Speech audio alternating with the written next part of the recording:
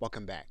Now, the assumption with all social promotion is that you have some connection and some interaction with people prior to your doing a promotional post. Now, assuming that that is what you're doing, we're going to promote our channel and our recent videos on our Twitter feed. And Twitter makes this easy because we already have a trailer or a partial episode. So when we go to our Twitter feed and we get ready to upload, what we're going to do is we're going to click add a photo or a video. So Twitter will then allow us to select 45 seconds. We'll then click done.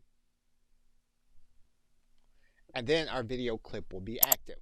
We can then write in something about our set of videos that have just been updated or a particular video that has just been released. And of course, if you are a user of hashtags, you can use one here. Now, if this is not the point of your business, you're not going to go through putting this in your profile and making this part of what you're going to promote anytime you use Twitter. You really just want to use your feed in order to tell the people that you're connected to that you've released something new. Now, as time changes and it becomes a larger part of your income stream, you may want to then make it a permanent part of your profile by putting it in your permanent promotional information.